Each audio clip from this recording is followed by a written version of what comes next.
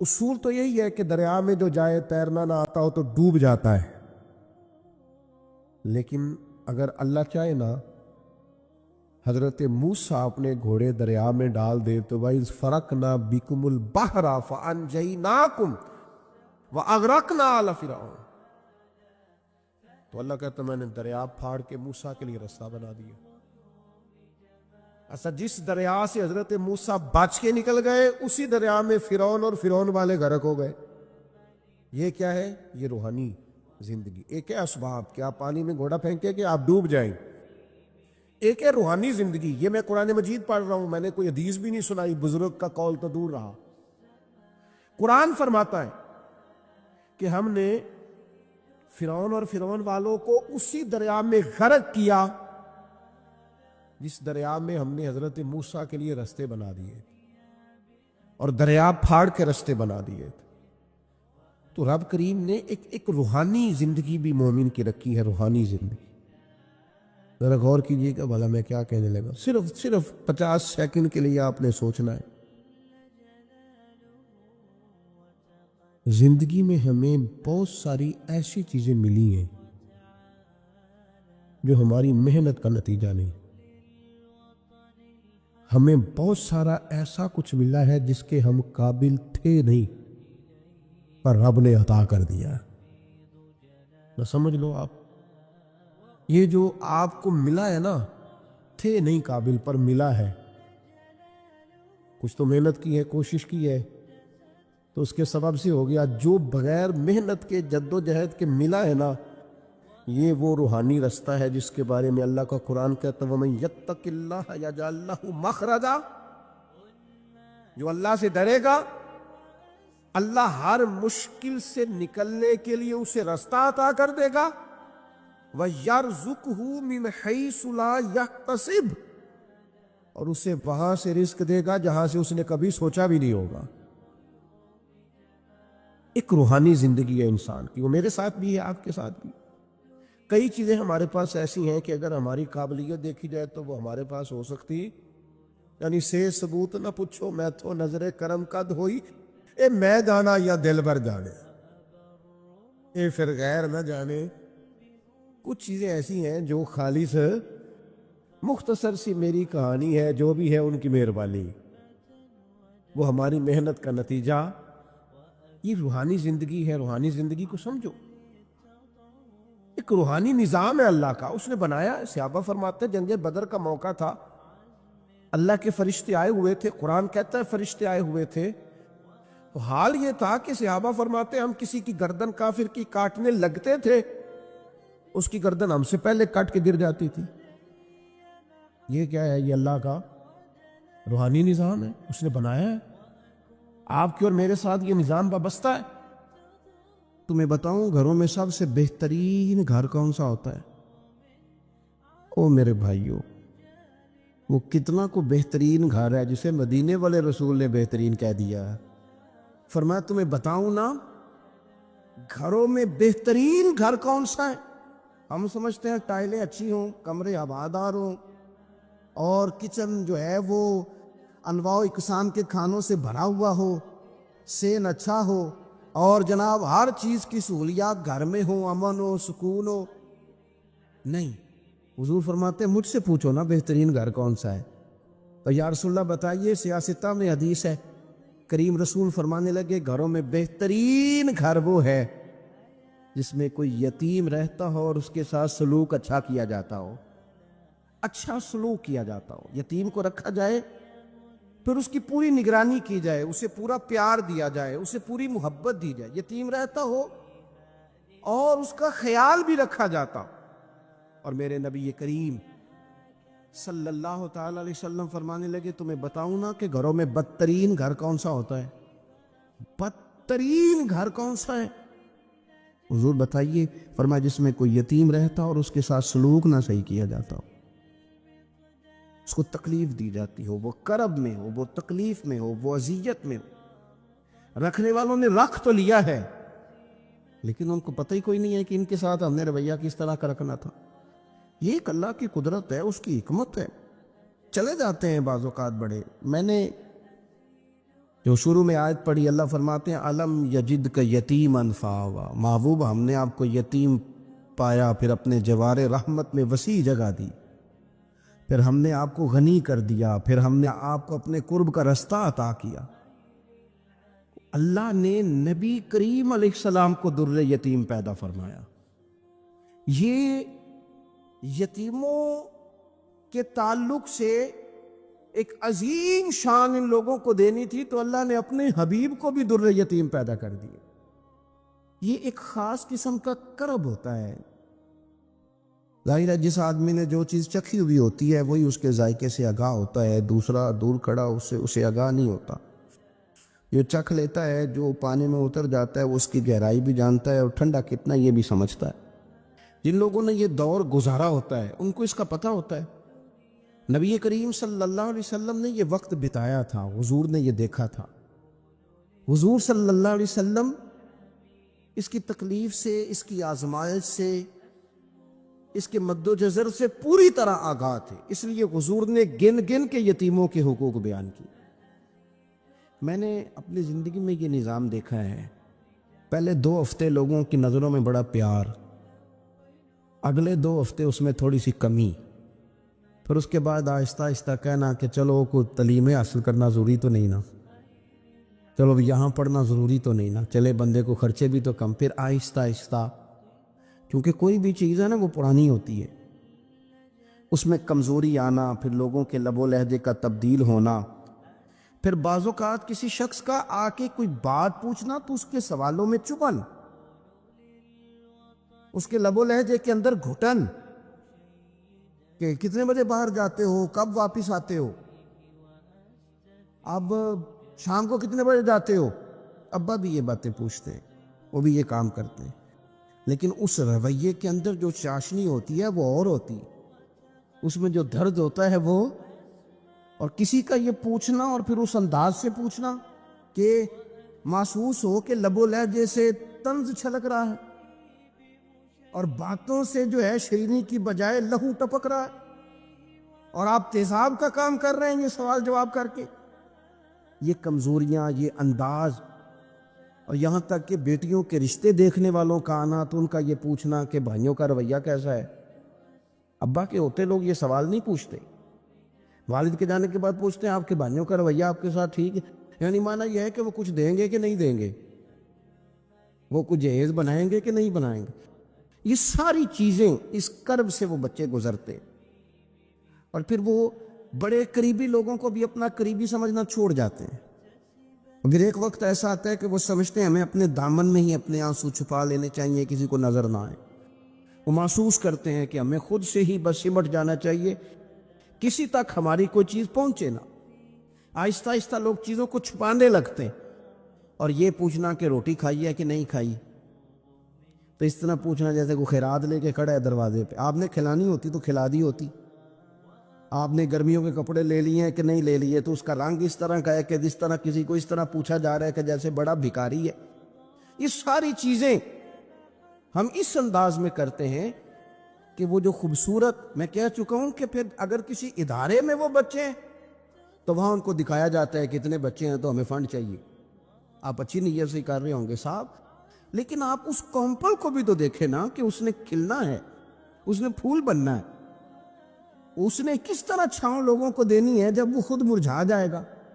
پھر یہ لوگوں کو، ایسے بچوں کو میں نے عام لوگوں سے نفرت کرتے دیکھا، پیچھے ہٹتے دیکھا، لوگوں کے لیے ان کے دلوں کے اندر اچھے جذبات نہ رہے۔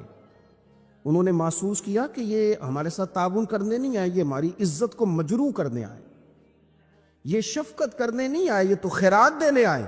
سنو، میرے رسول کریم صلی اللہ علیہ وسلم کا انداز کیا ہے یتیم کے تعلق سے۔ حضرت بشیر بن اقربہ رضی اللہ تعالی، مجموع زوائد میرے سامنے پڑھی ہے، فرماتے احد میں میرے والد شہید ہو گئے۔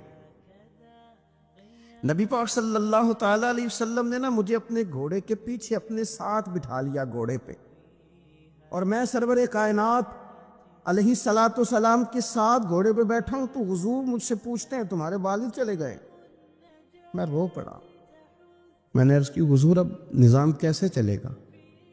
آپ یقین کریں چھاؤں کا پتہ تب بھی چلتا ہے کہ جب دھوپ آتی ہے اور اس کی قدر کا احساس ہوتا ہے، محسوس ہوتا ہے۔ جب کوئی گھر کا بڑا رخصت ہو جاتا ہے تو یوں لگتا ہے کہ ساری چھتیں کمروں کی بھی گر گئی ہیں، صحن کی بھی گر گئی ہیں۔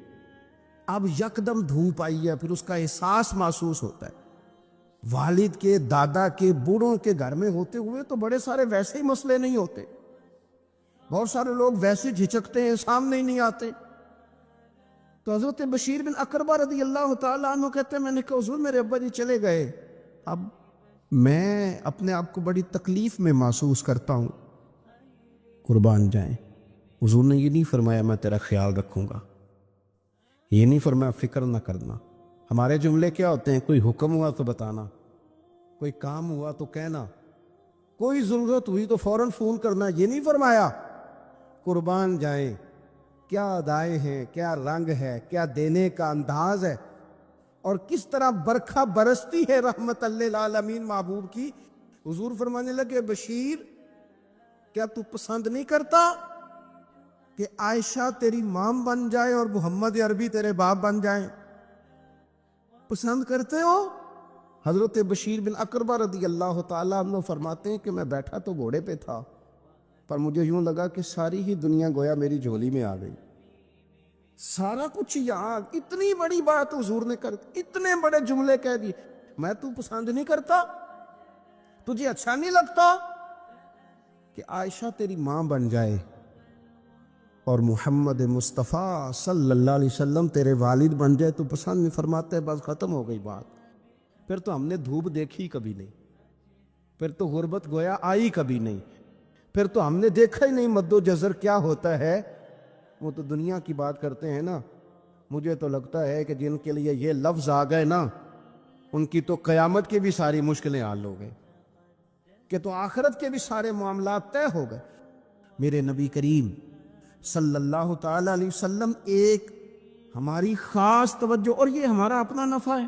ایک بچہ آ گیا، یتیم بچہ، اس نے آ کے عرض کی حضور 3 گھر میں افراد ہیں، میں، میری بہن اور میری بیوہ ماں، والد حضور چلے گئے اور آج نہ 3 دن ہو گئے روٹی کوئی نہیں کھائی۔ میں اس منظر کو بھی جانتا ہوں کہ جب یتیم گھر میں اکٹھے بیٹھے ہوتے ہیں اور پتہ ہوتا ہے ان کو کہ ہماری اماں کے پاس آج پیسے کوئی نہیں اور گھر میں روٹی بھی کوئی نہیں، تو پھر ان کو بھوک ہی نہیں لگتی۔ ہاں نہیں لگتی۔ اماں پوچھتی ہے پتہ روٹی کھانی ہے؟ نہیں میں تو سویرے جو کھایا تھا وہ ہضم ہی نہیں ہوا، اماں جی شاہی کوئی نہیں۔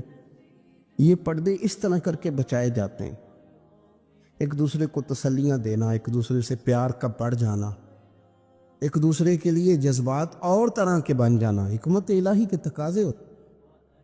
یا رسول اللہ صلی اللہ تعالیٰ علیہ وسلم بیوہ ماں ہے، یتیم بہن ہے، 3 دن سے کھایا کچھ نہیں، قربان جائیں۔ وہ گھر جہاں سے کائنات کھاتی ہے ساری۔ حضور نے فرمایا بلال جا کے ساری ازواج مطہرات سے پوچھ گھر میں کیا ہے۔ حضرت بلال کہتے ہیں میں سارے گھاری پوچھ آیا، ٹٹول آیا، ٹوٹل 21 کھجوریں نکلی۔ یہ 2 جہاں کے شاہ ہیں اور پاس کچھ رکھتے نہیں، 2 جہاں کی نعمتیں ہیں، ان کے خالی ہاتھ میں حضور کے سارے گھر کو میں ڈھونڈ 21 کھجوریں نکلی تو لا کے میں نے پیش کر دی، تو حضور نے ڈائریکٹ اس کو نہیں دی، نبی پاک نے اپنے ہاتھ پہ رکھ لی، اور کہتے پھر حضور نے نا اپنا منہ مبارک قریب کیا کھجوروں۔ صحابہ خود فرماتے ہیں کہ یہ جو حضور نے منہ مبارک قریب کیا نا تو نبی پاک برکت کی دعا کر رہے تھے، 21 کھجوروں پہ برکت کی دعا ہوئی۔ حضور نے اس بچے کو بلایا، تھپکی دی، فرمایا لے جا 7 تیری، 7 تیری بہن کی۔ انہیں معمولی نہ سمجھنا ہوا تو حضرت بلال کہتے ہیں حضور 3 بھی دے دینا کبھی تو 30 سال ختم ہی نہیں ہوتی، 30 سال گزر جاتے ہیں، نکالتے رہو کھاتے رہو، ختم ہی نہیں ہوتی۔ حضور نے فرمایا 7 تیری، 7 تیری بہن کی، 7 تیری والدہ کی، اور 7 حضور نے اور بھی تلقین فرمائی، فرمایا ایک سویرے کھایا کرنا، ایک شام کو کھایا کرنا، یہ لے جا۔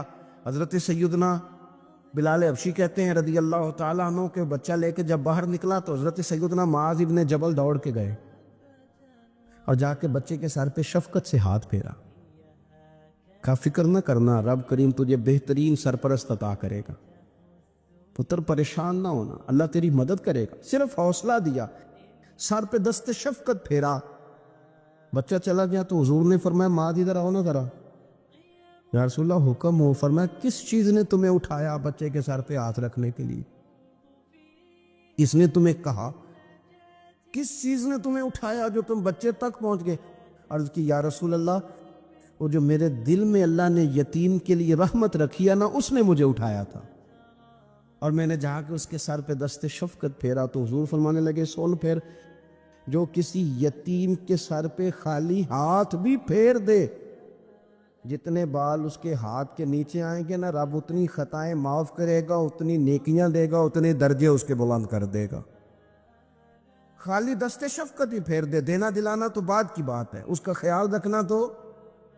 یہ جو ہمارے مدارس ہیں نا، ان میں اکثر بچے غریب ہوتے ہیں، لیکن کچھ بچے تگڑے گھروں کے بھی ہوتے ہیں، مالدار گھروں کے بھی ہوتے ہیں۔ اس میں اگر کوئی ایسا بچہ آ بھی جاتا ہے نا جو یتیم ہے، کمزور ہے، تو اپنے آپ کو محسوس نہیں کرتا کمزور، کیونکہ وہ یہ نہیں سمجھتا کہ میں یتیم خانے میں آیا ہوں۔ اس کے ذہن میں مائنڈ سیٹ یہ ہوتا ہے کہ میں مدرسے میں آیا ہوں اور میں پڑھنے کے لیے آیا ہوں، اور کیونکہ وہ کچھ وزادار بچے، مالدار بچوں کے ساتھ وقت گزارتا ہے، اسی دسترخوان پہ بیٹھ کے کھاتا ہے، اسی کلاس میں سب کے ساتھ بیٹھ کے پڑھتا ہے، تو اس کی عزت نفس مجروح ہونے کی بجائے طاقت پکڑتی۔ وہ برابری کی سطح پہ جب آتا ہے تو اسے محسوس ہوتا ہے کہ مجھے عزت دی جا رہی۔ اس لیے مدارس اسلامیہ میری نظر سب سے مضبوط جگہ ہیں جہاں مساکین کی، یتیموں کی، غریبوں کی صحیح معنوں میں کفالت بھی ہوتی ہے، تعلیم بھی ہوتی ہے، عزت بھی ہوتی ہے، تربیت بھی ہوتی ہے۔ میرے رسول کریم علیہ السلام بڑے انہماک کے ساتھ، بڑے توجہ کے ساتھ۔ اچھا ایک کام اور ہوتا ہے ہمارے ہاں، وہ کیا ہے؟ اگر کوئی یتیم مال چھوڑ گیا نا اس کا باپ، تو پھر تو بارے نہیں آ رہے ہیں اس کے، پھر تو اللہ خیر کرے کہ بہت سارے مل جائیں گے کفالت کرنے والے، بہت سارے ملیں گے دھیان رکھنے والے، بڑے سارے ملیں گے توجہ دینے والے۔ قرآن مجید نے فرما دیا ہے کہ جو یتیم کا مال کھاتا ہے وہ سمجھ لے کہ میں مال نہیں کھا رہا، میں آگ کھا رہا ہوں، آگ کھا رہا ہوں، آگ۔ سورہ نساء دیکھیے۔ ہمارے ہاں اگر تو مال چھوڑ گیا ہے تو پھر تو بہت سارے رشتہ دار مستقل اس کے محلے میں مکان لینے کو تیار ہو جاتے ہیں، الا ماشاءاللہ۔ پھر تو بڑے سارے ایسے بھی رشتہ دار بن جاتے ہیں جن کو والد کی موجودگی میں کبھی زیارت کا موقع بھی نہیں ملا تھا۔ یہ مال جو یتیم کا ہے اس کی تو زیادہ حفاظت کرنی تھی۔ ہم کئی دفعہ مسئلہ بتاتے ہیں، لوگ فتویٰ بازی شروع کر دیتے۔ مجھے بلایا گیا کہ ایک صاحب کا انتقال ہو گیا تو ان کا ختم شریف ہے، تو بچے ان کے نابالغ ہیں، تو میں نے کہا کہ آپ اس طرح کریں، ان کے مال میں سے زیادہ پیسے نہ صرف کریں۔ نہیں جی نہیں، بڑے پیسے کمائے ہیں جی، اس نے ساری زندگی باہر نکالی، یا تو لاکھوں کروڑوں کمائے ہیں، تو چھوٹا گوشت پکائیں گے، بکرے کا گوشت پکائیں گے اور ہم ان کا ختم شریف دلائیں گے۔ تو میں نے کہا صاحب آپ رشتہ دار ہیں، ان کے بچوں کے مال کی حفاظت کریں۔ ختم شریف تو اس میں گوشت زیادہ ہونا ضروری نہیں، اس میں تو درد سے دعا کرنا ضروری ہے، اس میں تو تلاوت قرآن پاک کے سالے ثواب میں ضروری ہے، ذکر اذکار ضروری ہے۔ اب شعیب علیہ السلام کی قوم ناب تول میں کمی کرتی تھی، تو اللہ تبارک و تعالیٰ نے ان پر بتا عذاب کس طرح کا بھیجا، شدید گرمی ہوئی۔ اللہ ہمیں محفوظ فرمائے، سارے آمین کہہ دیا۔ دیکھیں کتنا اچھا موسم کر دیا رب کریم، اللہ ہمیں محفوظ فرمائے، اللہ رحمت فرمائے۔ شدید گرمی کی لہر آئی، باہر اتنی گرمی ہوئی کہ لوگ اپنے گھروں میں گھس گئے، جس طرح سورج کی شعائیں گھروں کے اندر داخل ہو جاتی ہے، اس طرح گرمی کی لہر اندر داخل ہوئی، اور جس طرح کسی کو آگ لگ جائے تو وہ آدمی اچھلتا کودتا ہے نا، اس طرح یہ لوگ اچھلنے لگے اور اچھل کود کے مر گئے۔ جرم کیا تھا؟ ناب تول میں کمی کرتے۔ حضرت داؤد کی قوم بھی تباہ ہوئی۔ جرم کیا تھا؟ ہفتے والے دن مچھلیاں نہیں پکڑنی تو یہ پکڑتے تھے۔ حکم ہے نا مسلمان کو نماز کے ٹائم کوئی اور کام نہیں کرنا، نماز پڑھنی ہے۔ میرا خیال ہے مسلمان تو فٹافٹ آ جاتے ہیں، سارے پہنچ جاتے ہیں نا مسجدوں میں۔ ہلکا ہلکا بول رہے ہیں آپ، کیوں نہیں پہنچتے؟ اگر حضرت سیدنا، اور پتہ انہیں سزا کیا ملی؟ اللہ نے فرمایا اس ٹائم عبادت کرنی ہے، کام نہیں کرنا، وقت نہیں ہے کام کا۔ انہوں نے مچھلیاں پکڑی، 12,000 لوگ تھے، پتہ ہے مالک نے سزا کیا دی؟ بندر بنا دیا اللہ کریم۔ قرآن مجید کا پہلا سپارہ پڑھے، فَجَعَلْنَاهَا نَكَالًا لِمَا بَيْنَ يَدَيْهَا وَمَا خَلْفَهَا۔ اللہ فرماتے ہیں پچھلوں کے لیے بھی عبرت بنا دیا، بعد والوں کے لیے بھی عبرت، نشان عبرت بنا دی۔ بندر بن گئے، اور جو ان کے دوست جو بچ گئے تھے ان کے پیر چومتے تھے، روتے تھے۔ 3 دن بندر بن کے زندہ رہے، پھر اللہ نے سب کو اجتماعی موت دے دی۔ اگر مسلمان سے اللہ کہے کہ نماز کے ٹائم کاروبار نہیں، جمعے کے ٹائم کاروبار، تو مسلمان کہتا ہے نہیں مجھے مہلت ملی ہوئی ہے۔ یہ تو اس وقت پتہ چلتا ہے نا جب بچے ڈیوٹی لگاتے، ہاں ہاں ہاں عذاب آتا ہے، اس وقت پتہ چلتا ہے۔ میں نے دیکھا یہ منظر، اس وقت پتہ چلتا ہے جب بچے کسی ملازم 6,000 کی ڈیوٹی لگاتے، کہتے ہیں ابے کا دھیان رکھنا، ہم دکان پہ بیٹھنے لگے۔ پھر اسے سمجھ آتی ہے اگر میں نماز کے ٹائم مسجد میں ہوتا تو آج میری اولاد میری خدمت میں ہوتی۔ میں نماز کے ٹائم مسجد نہیں گیا تو بچوں نے 6,000 کا ملازم بٹھایا ہے، ابا جی کا خیال رکھ، ایک نرس بلائی ہے تو خیال رکھ۔ کدھر ہوتے ہیں مسلمان نماز کے ٹائم؟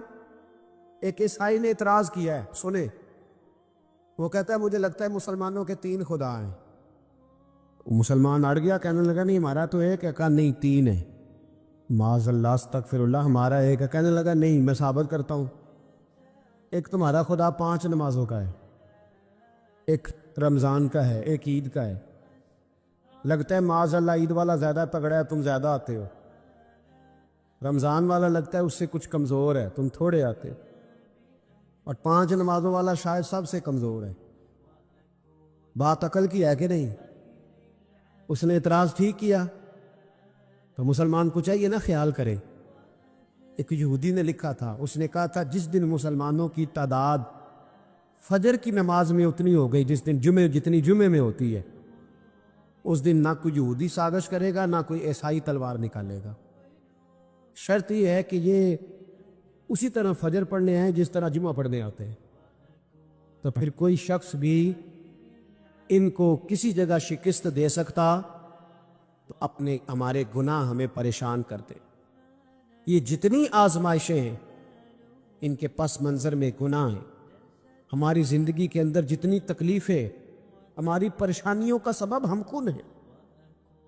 بہت ساری جگہوں پہ ہم غلطی کرتے ہیں، اس کی ہمیں سزا ملتی، غلطی کی سزا۔ ایک نوجوان نے مجھے بڑی گہری بات سنائی، میرا قریبی تعلق تھا، کہنے لگا گھر میں بڑا مسئلہ ہے، بڑی پریشانی ہے، ماں اور بیوی کا ماحول اتنا سخت ہو گیا ہے کہ نمٹ نہیں سکتا۔ آپ یقین کریں میں نے ڈیٹیل سے ساری چیز کو سٹڈی کیا، میرے پاس اتنا وقت نہیں ہوتا، پھر بھی میں نے اس فیملی کو پورا پڑھا، تو غلطی نوجوان کی نکلی، نہ اس پہ اماں اعتبار کرتی ہے نہ بیوی اعتبار کرتی ہے۔ اس نے جھوٹ بول بول کے اس طرح کی ماحول پیدا کر دیا ہے کہ کوئی اس پر اعتماد کرنے کو تیار ہے۔ اگر آپ ناراض نہ ہو تو ایک بات کروں، پتہ ہے گھر میں ماحول کب خراب ہوتا ہے؟ باہر والے ہماری تقریر سنتے ہیں، گھر والے ہمارا عمل دیکھتے ہیں۔ جب وہ دیکھتے ہیں نا کہ یہ کس طرح کا شخص ہے، اس کے رویے، اس کا کردار، اس کا لب و لہجہ کتنا برا ہے، اور یہ کردار کا کتنا کمزور ہے۔ اعلیٰ حضرت فرمایا کرتے تھے نیک وہ ہوتا ہے جس کی تنہائی صاف ستھری ہوتی، اس لیے ماحول بگڑ جاتا ہے۔ یہ جو ہم کہتے ہیں نا میرے سجن بڑے بنتے ہیں پھر ٹوٹ جاتے ہیں، کچھ لوگ ایسے ہوتے ہیں جو ان کے پاس جاتا ہے انہی کا ہو جاتا ہے، وہ کہیں اور کے قابل کیوں بھلا؟ اس لیے کہ ان کے کردار میں ٹھنڈک دیکھتا ہے، ان کے لب و لہجے میں مٹھاس دیکھتا ہے، اس شخص میں اتنی خوبصورتی دیکھتا ہے کہ اسی کا بن جاتا ہے۔ حضرت ابراہیم بن ادم کے پاس ایک نوجوان آیا، کہنے لگا میں گناہ کرنا چاہتا ہوں۔ فرمانے لگے بالکل کر، اللہ کا دیا ہوا رزق کھانا چھوڑ دے اور گناہ کر۔ کہنے لگا یہ نہیں ہو سکتا۔ فرمانے لگے چل پھر اس طرح کر، رب کی زمین پہ نہ رہ، کسی اور کی زمین پہ چلا جا۔ کہنے لگا یہ بھی نہیں ہو سکتا۔ فرمانے لگے چل اللہ کی چھت سے نکل جا۔ کہنے لگا یہ بھی نہیں ہو سکتا۔ تو آپ رو پڑے۔ فرمانے لگے پھر جناب اسرائیل جب آئیں تو ان سے کہنا مجھے 2-3 سال کی مہلت دے دے، پچھلی میری گناہوں میں گزر گئی، میں ذرا 3 سال عبادت کر لوں۔ تو وہ شخص بھی رونے لگا، کہنے لگا حضور وہ مہلت نہیں دیتے، وہ جب لینے آتے ہیں تو پھر لے کے اللہ تعالیٰ نے جب انسان بنانا چاہا نا تو جناب جبریل کو کہا مٹی لے کے آ زمین سے۔ حضرت جبریل نے مٹی پہ ہاتھ ڈالا تو باقی کی مٹی رونے لگ گئی، اسے جدا نہ کر۔ تو جناب جبریل چھوڑ کے چلے گئے، حضرت میکائیل کو بھیجا مٹی لا، مٹی پہ ہاتھ ڈالا تو باقی کی مٹی رونے لگ گئی، چھوڑ کے چلے گئے۔ جناب اسرائیل کو بھیجا، مٹی پہ ہاتھ ڈالا تو باقی کی رونے لگ گئی، چھوڑ کے نہ جاؤ۔ تو حضرت اسرائیل فرمانے لگے تیرا رونا دیکھو کہ رب کا حکم دیکھو۔ وہ لے گئے، جب پیش کی تو رب کریم نے فرمایا اسرائیل جان نکالنے کی ڈیوٹی بھی تیری، تو مٹی کو لے آنا، باقی مٹی روتی بھی رہے تو روتی رہے، جب میرا فیصلہ آ جائے تو پھر اس میں کوئی گنجائش، ہم کھاتے بھی اللہ کا ہیں، نافرمانی بھی اس کی کرتے، زمین پہ بھی اس کی چلتے ہیں، نافرمانی بھی اس کی کرتے، حکم کسی اور کا مانتے ہیں، چھت پہ رب کریم کی رہتے، اس طرح نظام نہیں چلتا۔ میرے بھائی یاد رکھ لو، گناہوں کی سزا ملے گی، زندگی تنگ ہو جائے، یہاں بھی آزمائش ہوگی اور وہاں بھی۔ میں نے درس میں کہا تھا، پھر بات کہتا ہوں، یہ میں اپنے لیے کہہ رہا ہوں، توجہ ہے میری بات پر۔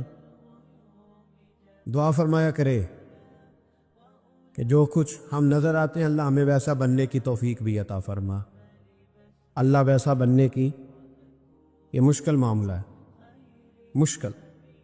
دیکھیں نا ایک آدمی سیاستدان ہے، اس نے بڑے اچھے نعرے لگائے، انقلاب آ جائے گا، میں غریب کا بھلا کر دوں گا، میں یتیموں کے سر پہ ہاتھ رکھوں گا، میں مجبوروں کی مدد کروں گا، میں دکھیوں کی مدد کروں گا، مزدوروں کو۔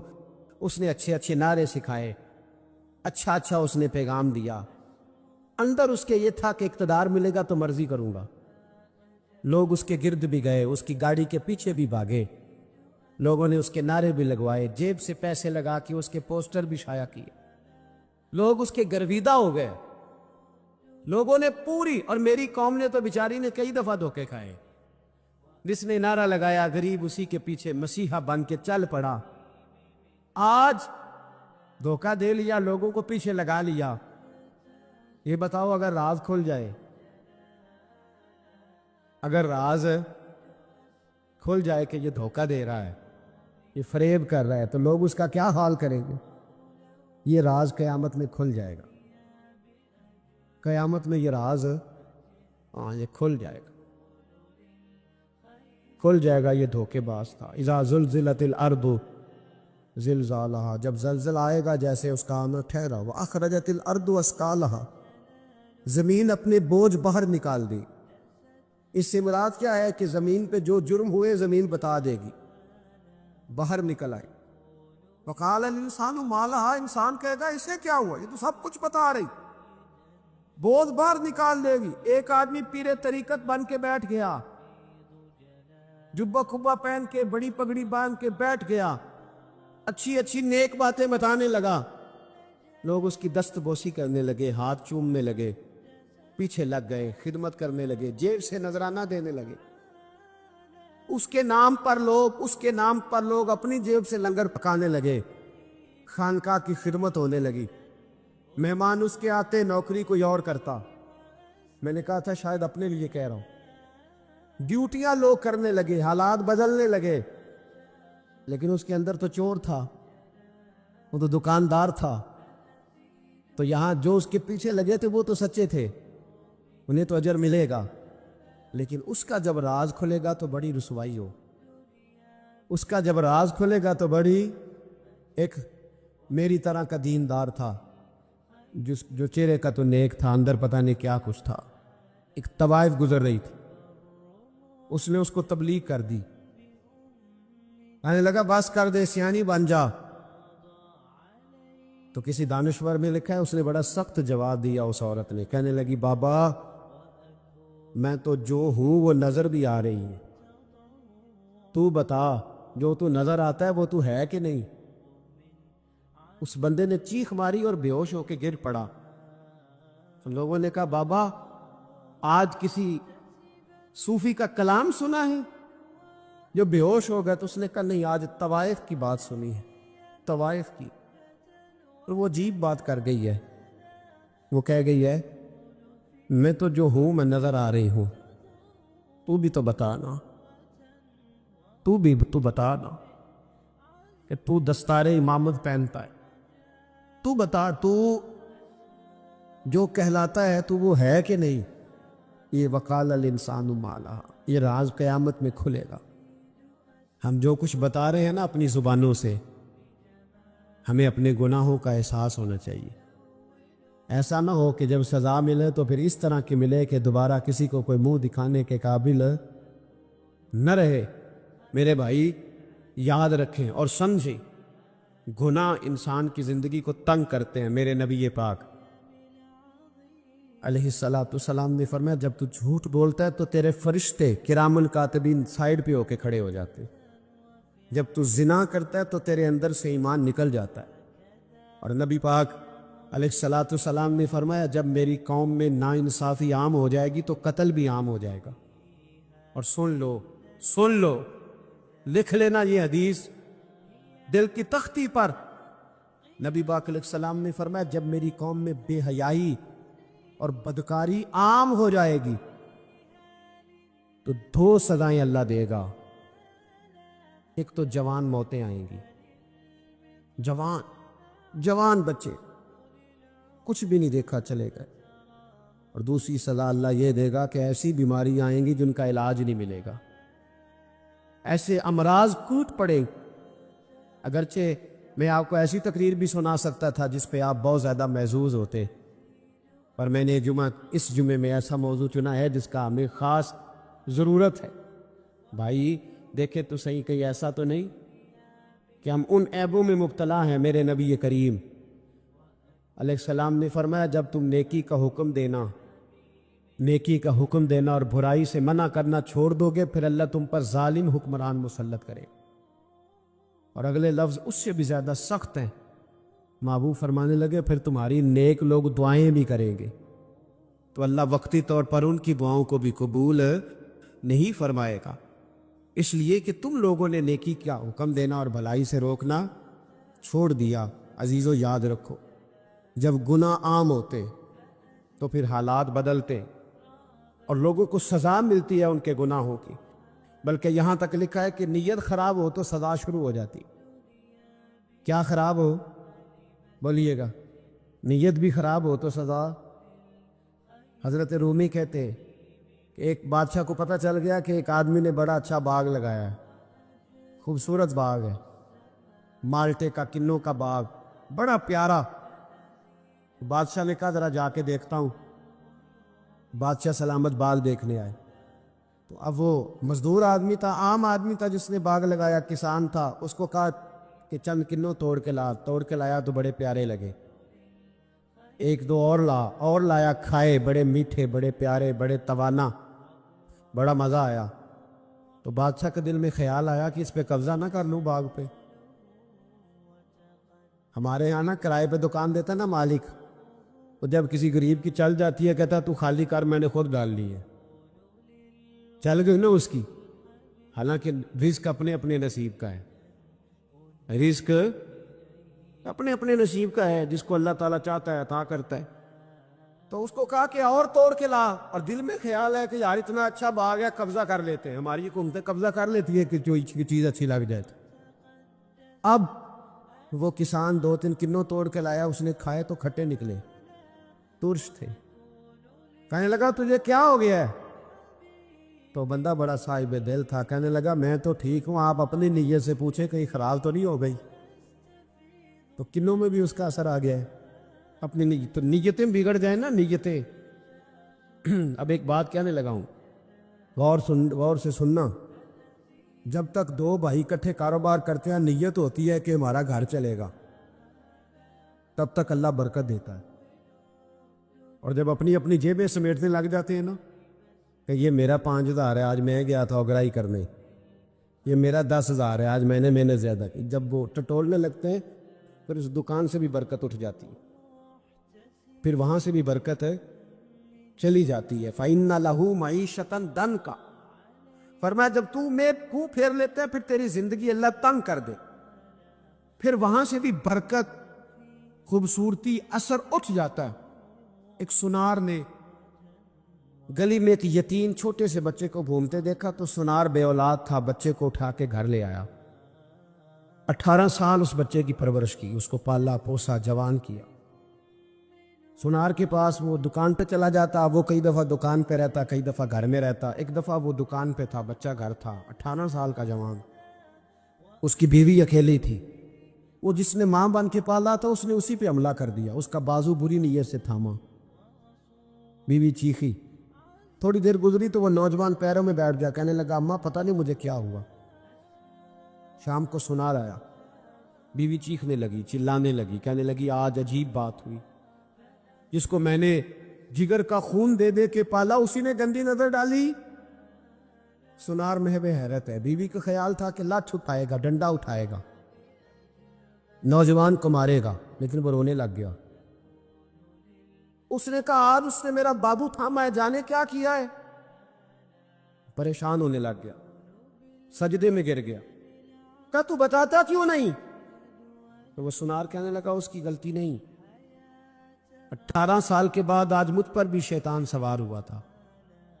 ایک عورت آئی تھی، وہ اپنے بازوؤں میں چوڑیاں پہننا چاہتی تھی تو میں نے بھی گندی نظر سے ہاتھ ڈالا تھا، رب کریم نے مجھے فوراً اس کی سزا دی۔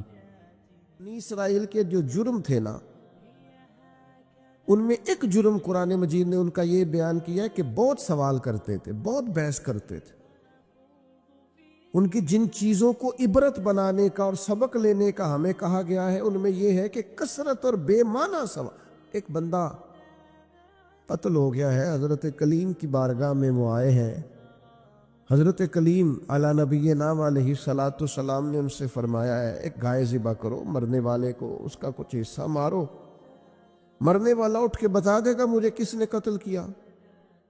اب انہوں نے پوچھا جی گائے کا رنگ کیسا ہونا چاہیے، عمر کتنی ہونی چاہیے، بوڑھی ہو جوان ہو، اتنے سوال، بے معنی سوال، بے مقصد سوال، بحثیں ہی بحثیں اور الجھاؤ ہی الجھاؤ۔ اور زندگی کے اندر یعنی زمانہ بیت گیا یہ پوچھتے ہوئے کہ جناب عیسیٰ علیہ السلام کی نانی کا نام کیا ہے، حضرت موسیٰ کی والدہ کا نام کیا، یہاں تک کہ ایک صاحب یہ پوچھنے آ گئے کہ بتایا جا سکتا ہے کہ معراج کی رات جو براق گیا تھا اس کا رنگ کیا ہے۔ خدا کے بندو، یہ سوالات آپ کی ضروریات کے سوال ہیں، عجیب نوعیت کے سوال ہیں۔ اور پھر یہ بحثیں جو لوگ چھیڑتے ہیں ان کو لوگ بڑا عظیم آدمی سمجھتے ہیں کہ دیکھو یہ بڑی خاص بات نکال کے لایا ہے۔ اور میں نے یہ داستان سرائی کے منظر حرم شریف میں دیکھے، ایسی بات کو روایت کر دیا جاتا ہے چند پیسے کمانے کے لیے کہ میں زیارتیں کراتا ہوں، وہ ایسی ایسی زیارت بیان کر دیتے ہیں جس کا تصور ہی نہیں ہے سرے سے۔ مجھے ایک صاحب زیارت کرانے کے لیے لے گئے تو کہنے لگے وہ جو نبی کریم علیہ السلام نے ایک مقام پہ فرمایا تھا نا کہ یہ بکری کا بچہ جو مرا ہوا ہے تم بتا سکتے ہو کہ اس کے مالکوں کی نظر میں اس کی کیا قیمت ہے؟ تو صحابہ نے کہا کوئی قیمت ہوتی تو یہاں پھینک دیتے، کوئی قیمت نہیں۔ کہنے لگے وہ جو حدیث اور وہ جو واقعہ ہوا تھا جہاں سرکار نے یہ بیان کیا تھا وہ یہ جگہ تھی، اس کی زیارت کر لیں۔ تو میں نے ان سے پوچھا آپ کو کیسے پتہ یہ جگہ تھی؟ میری بات کی سمجھ آ رہی ہے؟ کیسے پتہ ہے آپ کو؟ کتاب میں بخاری میں حدیث موجود ہے لیکن وہاں تو کوئی تعین نہیں ہے کہ وہ خاص، یہ بعض اوقات یہ ہوتا ہے کہ سرکار فلاں محلے سے گزر رہے تھے، لیکن بھائی نہیں آپ نے تعین کر دیا اور تبدیلی یہ وقت کے ساتھ جگہ بدل گئیں، حالات بدل گئے، کہیں خالی زمین پر مکانات آپ نے تعین کیوں کر کے کیا؟ کس وجہ سے کیا؟ ایک نئی بات جڑنے کے لیے؟ اسلام دنیا میں صرف بحث کرنے کے لیے آیا ہے؟ آپ روز ایک نئی بحث کریں گے، روز ایک نئی کہانی بنائیں گے، روز ایک آپ عنوان بنائیں گے جس پر مجادلہ ہو، مکالمہ ہو، مناظرہ ہو۔ دین کے اخلاقی پہلو اور جو عمل کے لیے دین دنیا میں آیا تھا اس پر عمل کب کرنا؟ فضول قسم کی ابحاث میں وقت ضائع ہوتا ہے، اور ہم بڑے مزہ لے لے کے، لطف لے لے کے ان چیزوں کو سنتے ہیں، غور کرتے ہیں۔ عزیز بھائی سنو اللہ کے حبیب نے کیا فرمایا۔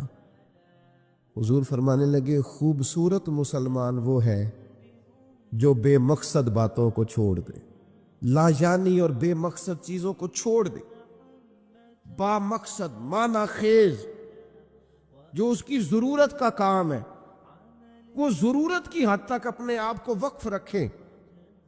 اور پھر دوسرا، ہم ایک اور کام کے اندر بہت زیادہ شوق رکھتے ہیں، میری ذمہ داری جو ہے میں وہ کام ٹھیک نہیں کرتا لیکن مجھے دوسرے کے کام میں مداخلت کرنے کا بڑا شوق ہے، بجائے اس کے کہ میں اپنا خیال رکھوں کہ جو اللہ تعالیٰ نے میرے اوپر ذمہ داری ڈالی ہے وہ میں کس طرح سے سر انجام دے رہا ہوں، میں دوسروں کا خیال رکھتا ہوں۔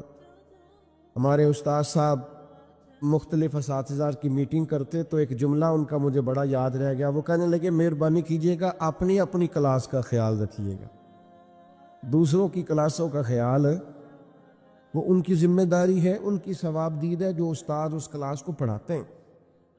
اپنی ذمہ داری، اپنی ڈیوٹی۔ میں آپ سے عرض کرتا ہوں اگر ہمارے ہاں مزاج مداخلت کا نہ ہوتا، ہمارے ہاں اپنی ڈیوٹیاں اپنے حساب میں اپنے دائرہ کار میں رہ کے کرنے کا مزاج ہوتا، بہت سارے کام صحیح ہو رہے ہوتے، لیکن جہاں ہر شخص کو اجازت ہے وہ ہر کام کرتا ہے۔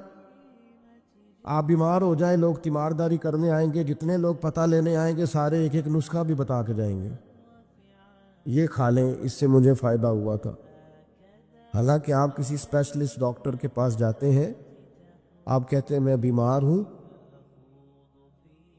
تو وہ پہلے آپ کا بلڈ پریشر دیکھتا ہے، پھر ایک کونے میں وہ لکھتا ہے کہ آپ کو شوگر تو نہیں، پھر آپ کا وزن پوچھتا ہے، عمر پوچھتا ہے۔ اس تقاضے کی روشنی میں ان ساری چیزوں کو دیکھ کر نسخہ تیار کرتا ہے، لیکن وہ جو آپ کے لیے چاروں مغز بنا کے لایا اس نے کچھ بھی نہیں پوچھا کہ بھئی آپ کو شوگر تو نہیں، بلڈ پریشر تو نہیں، یہ والا مرض تو نہیں، لے آیا ہے۔ کیونکہ ہر بندے کو حکیم بننے کا شوق ہے، اسی طرح ہر آدمی کو دینی مسئلہ بیان کرنے کا شوق ہے۔ اس نے کوئی 4 کتابیں بھی نہیں پڑھی، وہ ضروریات سے بھی آگاہ نہیں، اسے نہیں پتا کہ دین کے مختلف پہلوؤں کا عنوان کیا ہے۔ کسی استاد کے پاس وہ نہیں بیٹھا 4 باتیں کہیں سے سن لی ہیں اور 4 چیزیں کہیں سے اس نے دیکھ لی ہیں تو وہ بہت بڑا جناب دائی بن کے وہ کام کر رہا ہے۔ تو اپنا کام جو ہے اس کو صحیح کر کے اگر کیا جائے، اگر ٹھیک کر کے کیا جائے اپنے دائرہ کار کے اندر، آپ یقین کریں بندے کو مزہ آتا ہے کام کرنے۔ حضرت معاویہ بن خدیج رضی اللہ تعالیٰ عنہ ایک صحابی ہیں، وہ کہتے ہیں سیدنا عمر فاروق رضی اللہ تعالیٰ عنہ نے اپنے زبانہ مبارکہ میں مجھے ایک مہم کے لیے بھیجا تھا، تو وہ ماحول کچھ اس طرح کا بنا ہوا تھا کہ شدید انتظار تھا کہ بنا کیا۔ تو آج کل کا تو دور تھا نہیں کہ فوراً آپ کسی چیز کو لائیو دیکھ لیں یا واٹس ایپ پہ فوراً آپ کو میسج کر دی، دور سے آنا ہے اور آ کر ہی کسی نے پیغام دینا۔ تو ابن خدیج رضی اللہ تعالیٰ عنہ کا بڑا انتظار تھا جناب عمر کو۔ فرماتے میں دوپہر کے وقت خبر لے کے مدینہ طیبہ میں آیا، چلچلاتی دھوپ تھی، گرمی کا موسم تھا اور رواج بھی تھا دوپہر کا کھانا کھا کے لوگ آرام کرتے۔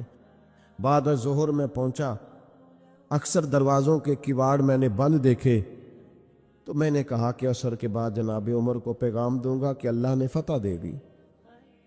فرماتے ہیں کہ بعد عصر میری ملاقات ہوئی تو جناب عمر تو نماز کا سلام پھیرتے ہی پوچھنے لگے، یار اللہ تیرا بھلا کرے، میں تو تھک گیا تیرا انتظار کر کر، کیا نتیجہ نکلا؟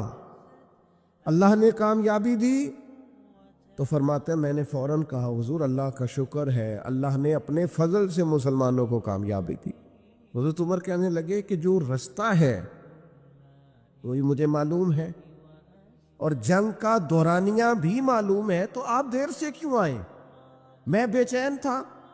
حضرت معاویہ بن خدیج رضی اللہ تعالیٰ عنہ عرض کرنے لگے حضور میں تو آ گیا تھا ظہر کے بعد، لیکن اس خیال سے کہ آپ سو رہے ہوں گے، اس خیال سے کہ آپ آرام فرما ہوں گے، میں نہیں آیا کہ عصر کے بعد مسجد میں ملاقات ہوگی تو میں بتا دوں گا، تو یہ جناب عمر کا طرز ہے۔ یہ وہ لوگ ہیں جن کا وجود اس طرح کا تھا کہ ہر چیز میں ٹھہراؤ تھا۔ حضرت عمر فرمانے لگے سویا کرتا تھا میں، لیکن امیر المومنین بننے سے پہلے تم دوپہر کی بات کرتے ہو، میں تو احساس ذمہ داری کے بوجھ میں اتنا دبا ہوں کہ رات کو بھی جی بھر کے نہیں سو پاتا۔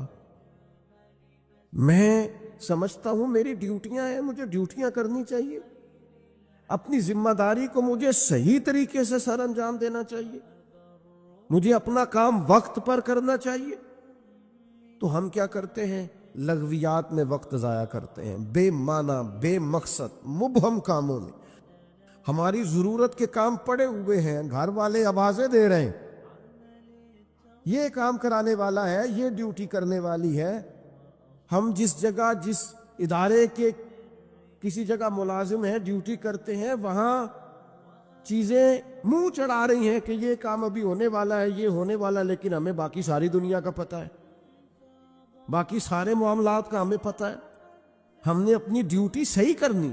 حضرت سعد بن ابی وقاص رضی اللہ تعالیٰ عنہ کو جناب عمر نے بلا کے کہا میرا دل کرتا ہے آپ ایک صوبے کے گورنر بن جائیں۔ حضرت سعد بن ابی وقاص کہنے لگے حضور کوئی میدان والا کام بتائیں،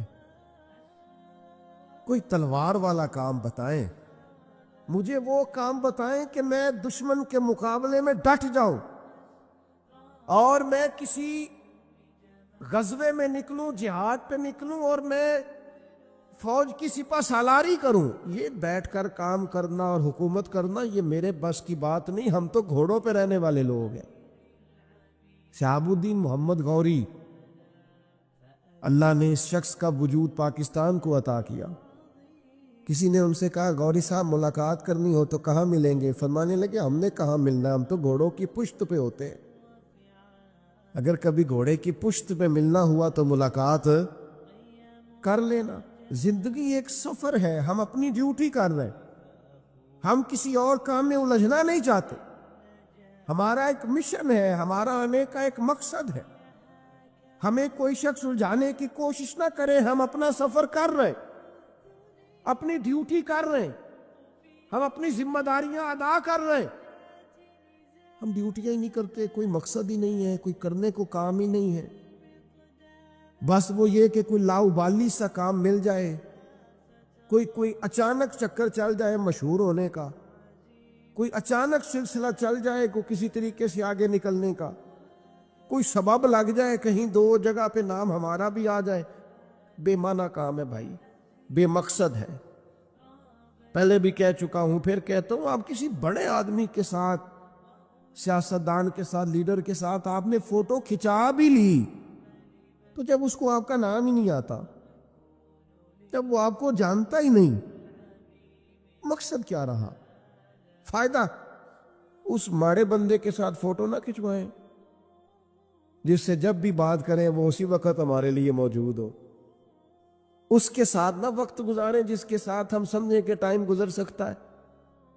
کیوں اس طرح کا لاؤبالی پن دکھاتے ہیں جس سے محسوس ہو کہ ہم شاید کسی احساس کے تلے دبے ہوئے؟ با مقصد کام، جدوجہد، خدمت، ڈیوٹی۔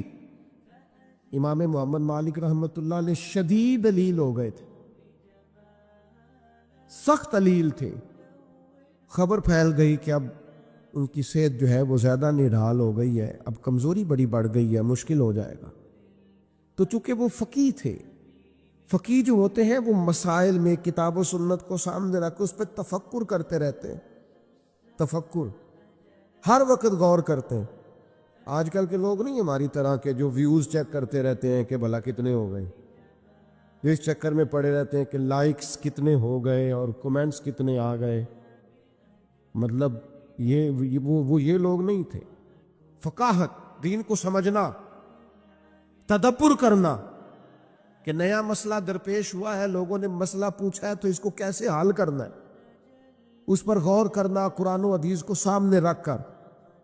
اور وہ فرمایا کرتے تھے کہ میں نے جب بھی کوئی آیت پڑھی ہے نا پہلے بھی پڑھی ہوئی تھی، دوبارہ پڑھی ہے تو ایک نیا معنی ہی اللہ نے مجھے عطا فرمایا، ایک نیا سبق ملا ہے، اس سے ایک نئی چیز میں نے.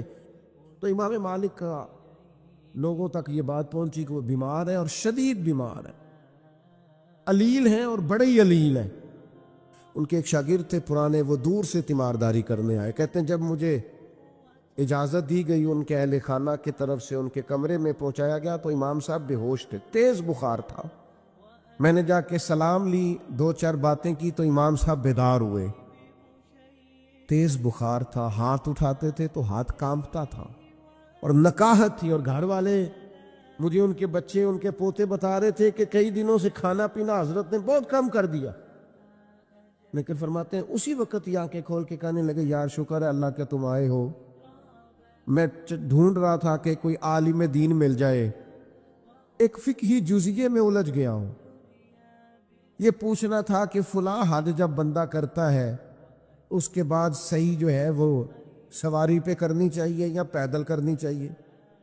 سواری پہ افضل ہے کہ میں اس مسئلے میں الجھا ہوا ہوں، ذرا تھوڑا آنا، یہ دلائل ہیں، یہ دلائل ہیں، یہ فلاں نے لکھا ہے، یہ فلاں نے لکھا ہے، ذرا استنباط کاری سے مسئلہ کیا ہے. تو شاگرد بڑے نکمے ہوتے ہیں کئی، ذرا تھوڑا سا جان چھڑاتا ہوں کہ کسی طریقے سے. یہ کیا لوگ ہیں کہ آخری ہجکیاں چل رہی ہیں اور ابھی امت کو مسائل نکال نکال کے دے رہے ہیں. فرماتے ہیں میں دلیلیں دینے لگا تو امام صاحب میری دلیلیں توڑنے لگے، کہنے لگے نہیں تیری بات تو ٹھیک ہے پر فلاں جگہ یہ بھی تو لکھا ہے نا. میں نے پھر دلیل دی کہ وہ تو ٹھیک ہے پر فرما امام کا اس پر یہ قول بھی تو موجود ہے. فرماتے ہیں کتنی دیر علمی گفتگو ہوتی رہی، پھر وہ تھک گئے اور لیٹ گئے. تو میں نے کہا آپ آرام کریں، مجھے اجازت دیں. کہتے ہیں ابھی میں ان کی گلی کے کونے پہ آیا تھا کہ ان کے بیٹے کے رونے کی آواز آئی اور میں دوڑ کر پلٹ کر آیا تو اس نے کہا قربان جاؤں اس شخص پر جس کی ساری زندگی قرآن و حدیث میں غور کرتے گزر گئی. یہ دیکھو آخری ہج کی بھی لی ہے تو رسول اللہ کا دین سمجھتے ہوئے لی. آپ گئے ہیں تو امام صاحب کا لے سجنا سا توڑ نبھائی، ایسی جان بھی دتی تے رات تیرے، آخری دم تک دین پر غور، کتاب و سنت سے رشتہ. مشن والے لوگوں نے کام کیا.